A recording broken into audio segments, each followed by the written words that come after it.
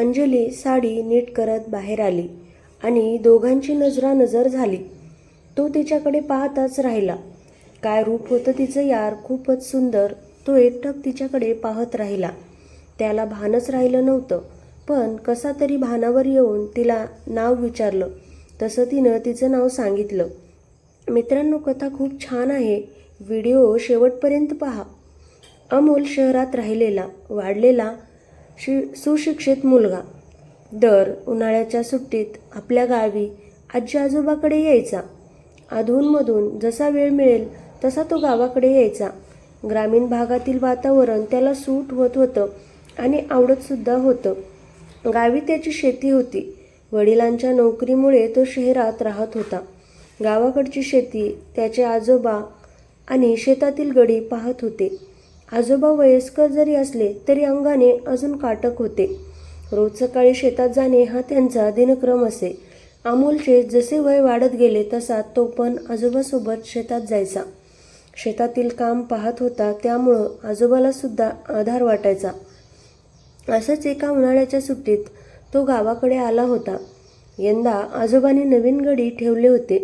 तो नेहमीप्रमाणे सकाळी आजोबासोबत शेतात गेला. सगळं फिरून येऊन आजोबासोबत झाडाखाली बसला. तितक्यात आजोबाने गड्याला हाक मारून पाणी आणायची सूचना केली. गडी कामात असल्याने त्याने आपल्या बायकोला पाणी नेऊन देण्यास सांगितले होते. त्याची बायको अंजली पाणी घेऊन आली तसं आजोबाच्या हातात तांब्या आणि ग्लास देऊन ती निघून गेली. अमोलने आजोबाला विचारलं, दादा कोण हो ही? तसे आजोबा उत्तरले, अरे यावेळेला गडी बदलला, त्याची बायको आहे ही. अच्छा म्हणत त्याने पुन्हा एकदा आपली नजर तिच्या पाठमोरी आकृतीकडे वळवली. अंजली 30-32 वर्ष असलेली पोरच म्हणायचं, कारण ती तेवढी वाटतच नव्हती. रंगाने सावळी पण नाकी डोळी सुंदर, अंग एकदम भरून. ते पाहत असतानाच मध्येच गोविंद आला. म्हणजे गड्याचं नाव होतं गोविंद. त्यानं अमोलला नमस्कार केला. आजोबाने अमोलची ओळख करून दिली. थोडा वेळ थांबून आजोबा आणि अमोल घराकडे जायला निघाले. अमोल गाडीत बसून अंजलीला शोधत होता, पण त्याला ती कुठंच दिसत नव्हती. आजोबा गाडीत बसले तसं त्यांनी त्याला चालायला सांगितले. घरी आल्यावर देखील त्याच्या डोळ्यासमोरून अंजलीचं रूप जात नव्हतं. त्याने तिचा अजून चेहरासुद्धा पाहिला नव्हता. तरी पण त्याला झोप येत नव्हती. सारखे तिचेच विचार येत होते. पण तिच्या विचारात तसेच रात्री तो झोपी गेला आणि मनाशी पक्के केले की उद्या सकाळी लवकर शेतात जायचं, जेणेकरून अंजलीला पाहता तरी येईल. रात्री ठरवल्याप्रमाणे तो सकाळी टी-शर्ट आणि ट्रॅक पॅन्ट घालून शेताकडे गेला. घरापासून जॉगिंग करत शेतात गेला, त्यामुळं थोडा थकला होता. तो शेतात जाऊन थोडा बसला आणि नजर फिरवली आणि गोविंदला आवाज दिला.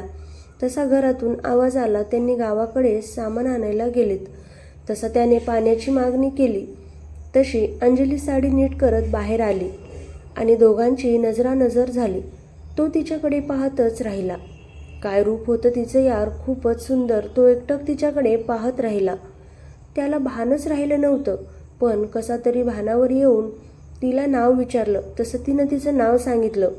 ती सुद्धा अधूनमधून अमोलकडे पाहत होती, हे त्याच्या लक्षात आलं.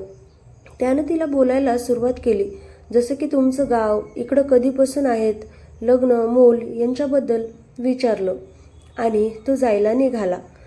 अंजली आणि गोविंदला 2 लेकरं होती, पण त्यांच्या शाळेमुळं त्यांनी त्यांची लेकरं त्यांच्या मूळ गावालाच ठेवली होती. इथं फक्त दोघे होते.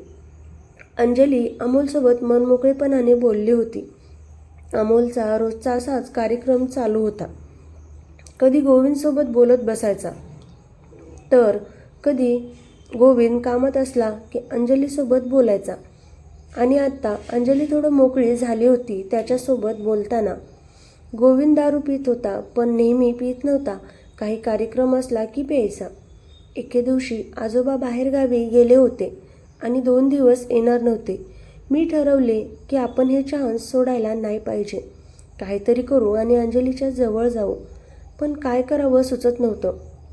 खूप विचार करून त्याला पार्टीची आयडिया सुचली. कारण पार्टी केली तर गोविंद दारू पिणार आणि त्याला अंजलीला बोलायला आणि तिला आपली इच्छा सांगायला येईल. आता अमोल खुश झाला आणि अमोलने त्याला विचारलं, गोविंद रात्री पार्टी करायची का?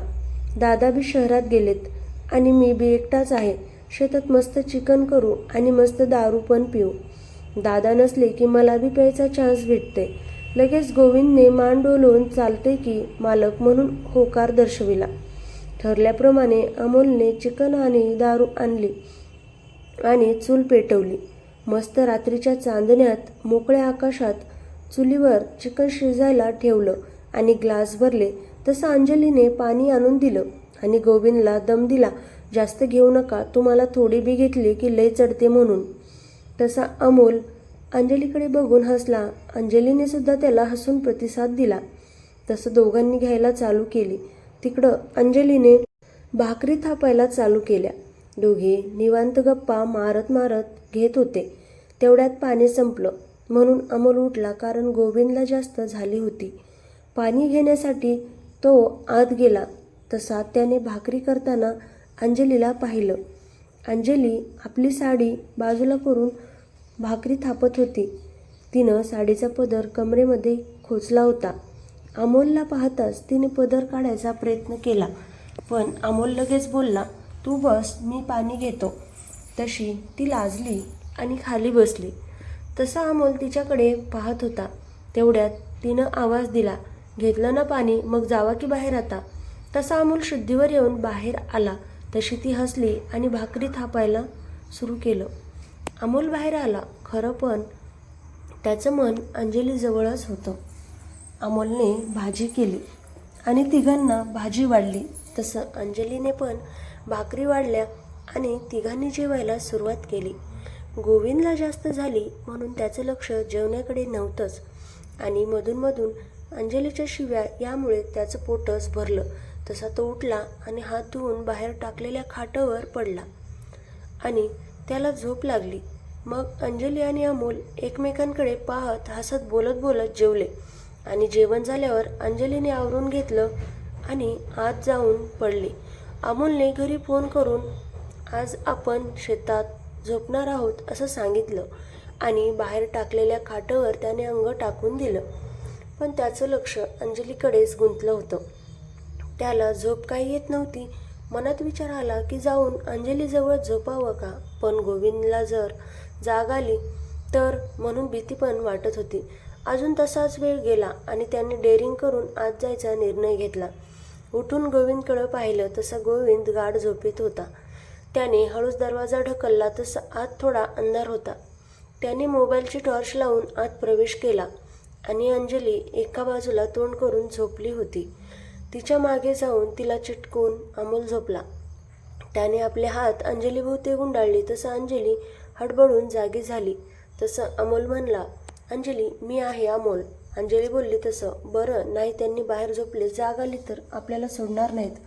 असं बोलत होती तितक्यात अमोल म्हणाला, गोविंद गाढ नशेत झोपला आहे, त्यामुळे काळजी करू नको.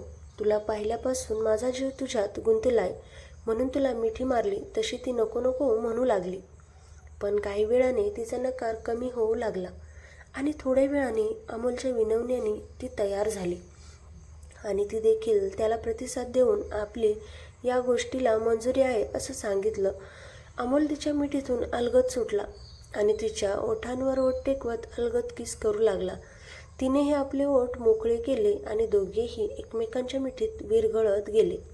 अंजलीची नजर अधूनमधून दाराच्या फटीकडे जात होती. कुठे नवरा जागा झाला तर. हृदयात थोडीशी भीती होती, पण अमोलच्या स्पर्शाने एक्साईट झाली होती. अमोलने तिच्या मनातील धाकधूक जाणली. तो हलकेच उठला, दार नीट तपासून पाहिले आणि पुन्हा येताना सावधपणे दार लावून घेतले. आता कोणतीही अडचण नव्हती. दार लावल्याचा आवाज होताच अंजलीने अधीरतेने अमोलला जोरात मिठी मारली. दोघंही प्रेम करत होते आणि आनंद घेत होते. ती म्हणाली, मला तुम्ही पाहिलं तेव्हाच आवडला होता. अमोल पण म्हणाला, मी तुम्हाला पाठीमागून बघूनच प्रेमात पडलो होतो. आता दोघेही शेवटच्या केंद्रस्थानी पोहोचले होते आणि आता दोघेही शांत झाले. त्यांनी खूप मजे केले. क्षणभराने दोघेही एकमेकांच्या मिठीत शांत विसावले. सकाळी गोविंद उठायच्या आत ते दोघे उठून आपापल्या जागी झोपले, जसं काही घडलेच नाही. अशा प्रकारे आता हा कार्यक्रम नेहमी होऊ लागला. तर मित्रांनो, कथा कशी वाटली कमेंट करा. चॅनेलवर नवीन असाल तर चॅनेलला सबस्क्राईब करा. व्हिडिओ आवडला असेल तर लाईक करा. चला तर मग पुन्हा भेटूया अशाच नवीन व्हिडिओमध्ये. धन्यवाद.